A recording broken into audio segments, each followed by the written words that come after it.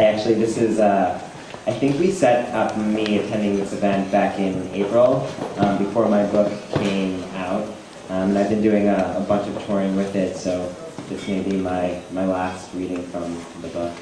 I'm going to milk the last theme as much as I can. So this is the book. It's called Nina Here Nor There, and it's a transgender memoir, and it's really different from the other transgender memoirs that are out there because rather than telling a story of transition, it really tells a story of living in between man and woman. And the scene I'm going to read from it tonight is towards the end of the book. I feel like I'm not so much giving that much away because I am standing here. But it doesn't end exactly how you think. So that's my little pitch. And what you need to know, I guess, is Nina is the character in the book, and that's me about 3 to 5 years ago. And in this scene, Nina is going to the doctor to have a consultation for top surgery, which is chest reconstruction surgery.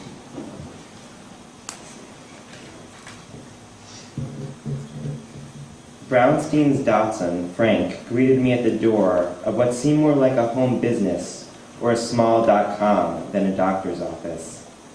The place was tastefully decorated with textiles and art, including a metal sculpture, a sort of Tin Man tit man, with long pointy rocket breasts standing in the corner like a sentinel.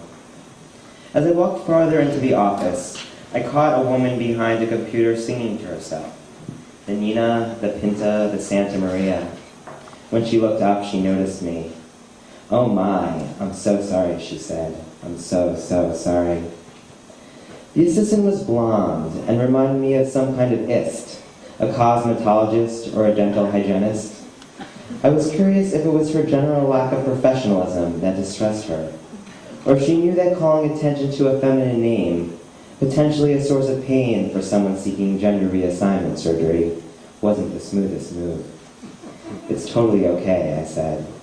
"I'm just so embarrassed." Really, it's okay. People have been saying that to me my whole life.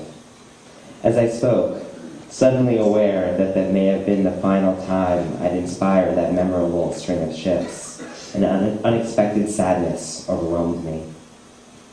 Now that I no longer felt constrained by how my decisions would impact my parents, I'd begun to consider changing my name. Although I'd revisited every gender-neutral or masculine end name in the baby book, I had allegiance to Nick for popping up at a time when the boy in me was begging to be seen, if only by me, in my own mind. Lately I'd been considering Nick, N-I-C, versus Nick, N-I-C-K. But my preference for the latter was more of a creative than a gendered interest. I liked the way my first and last names linked together with the double K. Thinking about a new name had been fun, except I hadn't fully realized that to take one on, I'd had to give up the word that had been closest to me for 30 years. When the it stopped apologizing, she sat on the other side of a solid wood desk and explained much of what I already knew about the surgery center, the 5 payment installments, and the series of follow-up appointments.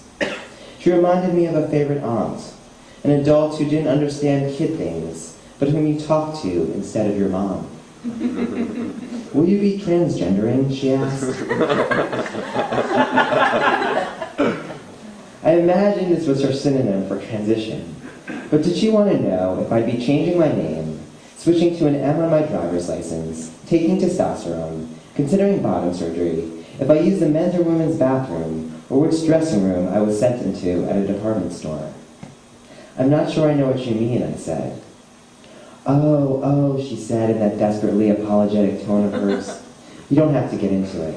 I just need to know whether to refer to you as he or she at the center." I wanted to calm this flustered woman, tell her she was doing a fine job, and I felt safe and comfortable in the office. I also wanted to tell her that a simple pronoun query would suffice, and perhaps we could retire the term transgendering along with sex change operation. Instead, I told her she was fine. She asked if I had any questions, and I did, a whole sheet of them, all of which would have to wait for the doc. She pulled out a large appointment book and offered me a few dates in the middle and end of January. I asked if she had anything earlier. She flipped some pages, talking about how busy it was around the Christmas holidays with school breaks. I could probably get you in on December 3rd, she said. Would you like that? My stomach dropped out. That was less than 6 weeks away. I'll have to check with Dr. Brownstein to see if he can squeeze you in. She barely glanced up from the book. As I waited to see if my nervousness would expand into reality-induced fear, an all-consuming excitement took over. That would be great.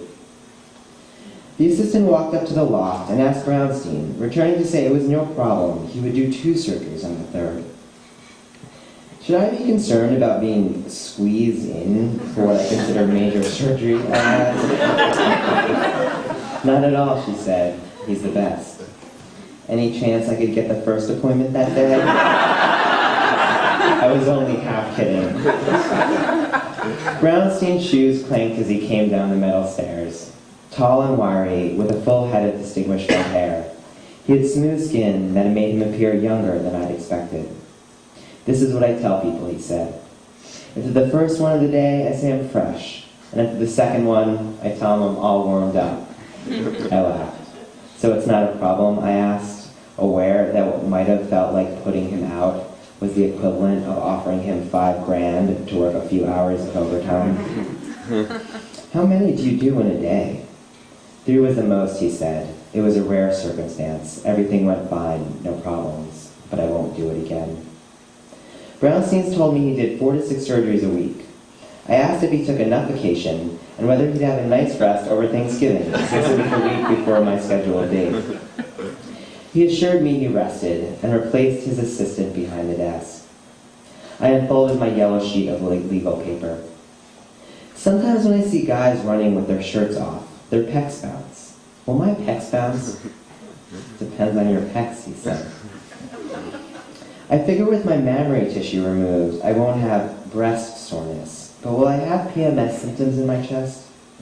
I can't imagine how you could, he said, sounding slightly baffled. It's also not the kind of thing my patients would mention. Will losing more weight help my results? No. What if I have the surgery and then I gain a whole lot of weight? What will happen? I thought my chest might explode. It probably won't look so good. I figured he'd tell me to cool it with the absurd questions, but when I prompted him to shut me up, he only said, I've got time. I don't have any appointments for a while. I moved to nipple grafts, drains, how much assistance I need during my recovery, and ended with the fine print on the medical waiver. So about the blood clotting and this thrombosis, I said, what's the risk of me dying here? Brownstein stared at me solemnly, and I saw in his eyes that he never forgot the seriousness of what he did, bearing responsibility in the operating room while his patients slept peacefully. He reiterated his smooth track record, which covered a few decades and over 1,000 surgeries. There are always risks, he said. I don't think we need to talk about them. You're going to be just fine. He knocked on the wood desk. I trusted him completely. He looked over my form once more and focused on the question I had evaded about the therapist's letter. I knew from friends and blogs that he, chairman of the ethics committee for the World Professional Association for Transgender Health, didn't always require this letter, recommended in the association's guidelines for gender reassignment surgery. Do I have to? I asked. Can you? I can, I said. I prefer not to. I was paying $8,000 out of my own pocket. Health insurance wouldn't cover surgery. Why did I need a damn permission slip?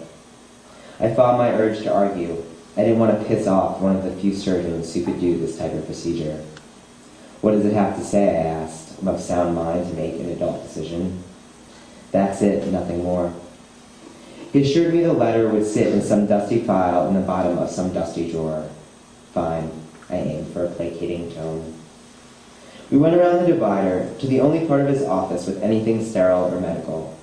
Brownstein sat in a plastic chair far from the exam table. He crossed his legs effeminately and waited. I pulled my shirt over my head, then my binder. I stood in the center of the room. Yep, I can do it, he said, remaining a few feet away.